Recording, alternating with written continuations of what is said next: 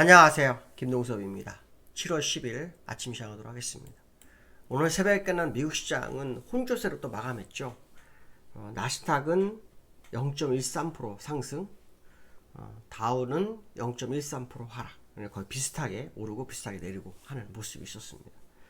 장 초반에는 좀 밀렸었죠. 장 초반에 좀 밀렸었는데 그래도 회복하고 끝나는 그런 흐름이 있었습니다. 미국 시장은 나스닥이 신고가를 기록하는 모습이 아주 특징이고요. 오늘 기다렸던 뉴스는 제롬 파월의 발언이었죠. 오늘과 내일 상원 하원 이렇게 한 번씩 증언을 서는데요. 의회 증언에서 제롬 파월은 비둘기적으로 발언을 합니다. 인플레이션 2% 연착륙 목표치를 상회하고 있지만 최근 몇 달 동안 개선되고 있다 이렇게 얘기했고요. 더 좋은 데이터가 금리나 사례를 강화할 거다 이런 얘기를 했습니다. 금리가 너무나 오랫동안 높으면 경제 성장이 위험해질 수 있다 이렇게 발언하고 있고요. 너무 늦거나 낮으면 그러니까 이거 금리 인하를 말하는 겁니다. 금리 인하가 너무 늦거나 낮으면 경제활동과 고용이 약화될 수 있다 이 얘기를 합니다. 시기는 얘기하지 않았지만 금리 인하를 언급하는 걸로 해석을 해야 되겠죠. 금리 인하를 언급하는 걸로 해석을 해야 되지 않을까 이런 해석도 됩니다.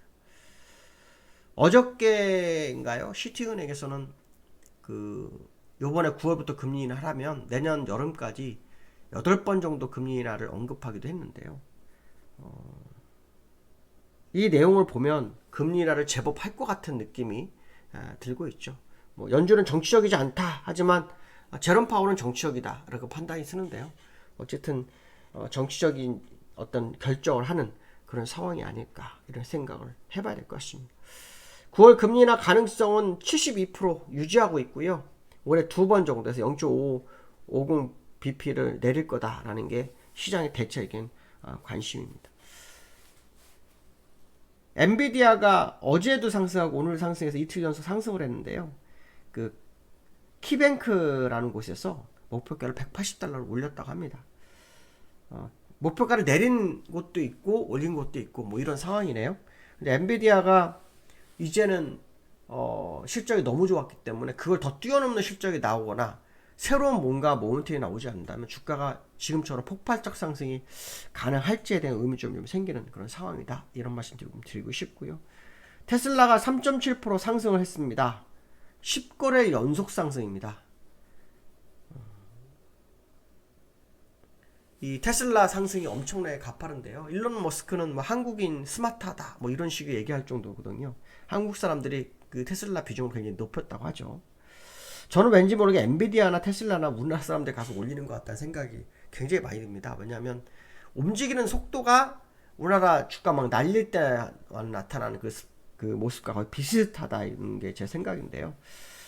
개인적 생각이니까 모르겠지만 어쨌든 굉장히 강한 시장의 모습이 있다 이런 해석도 되겠죠. 어저께 모거스턴이 윌슨이라는 사람이 3분기의 미국 증시는 10% 조정 가능성을 언급하네요. 나쁜 소식이 좋은 소식이 된다. 배드스가 굿뉴스가 됐다. 이런 게 현재 시장의 모습인데 이게 역하게 반격될 수도 있다. 그런 얘기가 나오고 있습니다. 또 어저께 그 부자 아빠 가난 아빠 그 저자죠. 그 사람도 지금 미국 시장이 하락할 거다 이런 뉴스가 나오는데요. 글쎄요. 지금 현재 와서는 나스닥이 목표치를 다 채우지 못해서 어떻게 될지 좀 더 지켜봐야 되지 않을까. 그런 해석도 해봐야 될 것 같습니다. 미국 시장을 차트를 좀 보시면요. 미국 시장을 차트를 좀 보시면은 다우는 지금 주봉인데요. 주봉으로 보시면은 지금 윗꼬리가 생긴 음봉이 계속 형성되고 있는 상태고요. 오늘 소폭 내렸죠. 이제 앞으로 행보 중이다 이렇게 보시면 될 것 같고요. 나스닥은 계속 치고 올라가고 있죠. 오늘 장중에 마이너스 0.12까지 가서 플러스 0.59까지 갔었네요. 그랬다가 지금 약간 강세로 마감하는 그런 상황이 연출됐다 이렇게 보시면 될 것 같고요. 해외 지수에서 테슬라하고 엔비디아를 좀 보편성 있는데 엔비디아 먼저 보시면 엔비디아 이틀 연속 상승해서 이 고점까지 다시 갈 것 같죠. 일반적으로 이 외봉으로 죽는 경우가 없었어요. 한 번 더 상승을 하지 않겠나라는 생각도 드는 흐름입니다. 장중화 때 엔비디아가 4%를 올랐었네요. 4%나. 4% 올랐다가 약 강보합까지 갔다가 2.4%로 마감하는 그런 상황이었고요. 테슬라가 진짜 뭐 엄청 강하죠. 오늘 3.7% 올랐는데 장중화 때 뭐 4%, 5%까지 올랐었네요. 5% 올라서 요게 정을 받았네요. 여기요. 요게 정을 받고 있네요. 여기 저항, 그러니까 요런 거죠. 여기 보시면 이렇게 선을 그어 보시면 요거와 요거와 여기에 저항 이렇게 보고 있습니다. 이제 이 테슬라가 오늘부터 어떤 흐름이 나오는지 한번 지켜볼 필요성이 있겠죠. 테슬라도 상당히 강한데요. 이게 지난번에 뭐 자동차 출하가 늘어난 이후부터 오르기 시작했고요. 뭐 휴머노이드에 대한 어떤 뭐 얘기, 그 다음에 뭐 AI, 그러니까 이 테슬라가 보유한 AI가 뭐 그 가치가 1조 달러 된다, 뭐 이런 얘기도 나오고 해서 테슬라가 오르고 있는데요. 앞으로 어떻게 될지 좀 더 지켜볼 필요성이 있지 않을까, 이런 해석도 해볼 수 있을 것 같습니다. 두 번째로는요, 한국은행의 금통위가 내일 열립니다. 내일 아주 중요하죠. 어저께 뭐 이창용 하는 총재는 한국은 독립적 결정을 할 거다. 뭐 정부나 여당의 압력에 뭐 상관없이 독립적 결정할 거다. 뭐 이런 발언을 했는데요.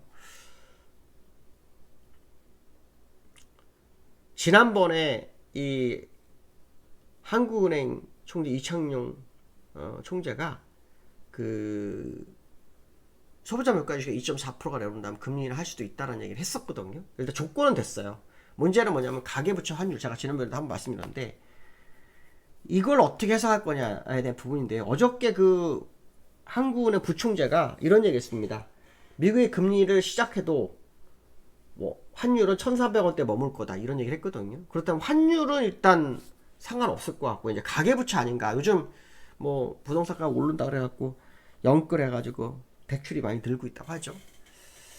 그건가, 가계부채에 대한 부분을 어떻게 언급하느냐, 뭐 요게 이제 시장의 관전 포인트 같아요. 부총재가 환율 발언을 한 걸 봐서는 가계부채가 일단 이창용 그 총재가 어떻게 받아들이는지에 따라서 금리나 시그널이 나오느냐 안 나오느냐, 특히 소수 의견이 2명 이상 나올 수도 있다는 얘기가 나오죠. 이번에 만장일치로 뭐 결정이 안 날 수도 있다라는 게 시장의 뭐 루머도 있긴 한데요. 어쨌든 그 금통위가 깜빡이를 킬 거냐 말 거냐에 대한 부분이 이제 시장의 관전 포인트가 될 거다, 이런 해석을 해볼 수 있죠. 거기에 따라 우리나라 시장도 변동성이 있을 확률이 굉장히 높다, 이런 해석을 해봐야 될 것 같고요. 코스피가 계속해서 고점 싸움을 하고 있죠. 그저께 장대 한봉 줬다가 어제는 뭐 십자도지 뭐 이렇게 해서 약간 앞으로 행보하는 그런 모습이 있는데요. 2875까지 갔다 약간 뒷걸음질을 하고 있습니다. 뒷걸음질을 하고 있는데요. 이 시장에서는 이제 썸머랠리 가능성에 대한 부분이 좀 나오고 있습니다. 썸머랠리 가능성이 좀 있는 거 아니냐. 왜냐면 그동안 이제 개인이 막 버린 물량을 외국인이 싹 다 집어가가지고요. 외국인이 그 코스피 지분율이 36%까지 올라왔습니다. 36%까지 올라왔고요. 7월 달에만 외국인이 2조 5천억 정도를 매수를 했습니다. 뭐 시가총액이 2천조니까 뭐 2조가 그리 크진 않지만 주도적인 역할을 했다. 이게 이제 상당히 의미가 있는 거죠. 그래서 요 7월 달에만 벌써 요거 산 거죠. 여기. 이게 이제 2조 2천억 정도 되죠. 2조 2천억. 근데 사실 기관도 7월 달에만 산 거를 따진다면요, 기관도 한 6천억, 이게 7천억 팔았잖아요. 이게 2조 5천억이에요. 한 1조 8천억 샀어요. 그러니까 이 외국인만 산 게 아니라 기관도 같이 거의 2조 대 매수했다라는 게 의미가 크죠. 이제 10일이니까 앞으로 20일 동안 어떤 거래가 있을지 봐야 되겠지만 기관도 매수를 진행하고 있다라는 게 의미가 있지 않느냐. 문제는 이제 내일 만기죠. 만기이기 때문에 그게 뭐 시장을 한 이틀간 붙들어 둘 건지 안 둘 건지, 그게 싸움이죠. 옵션 포지션사로 보면 위로나 아래로 한 1% 정도의 변화 정도가 있더라고요. 그래서 어떤 흐름을 보이는지 한번 지켜볼 필요성이 있을 것 같습니다. 오늘 여기까지 하겠습니다. 감사합니다.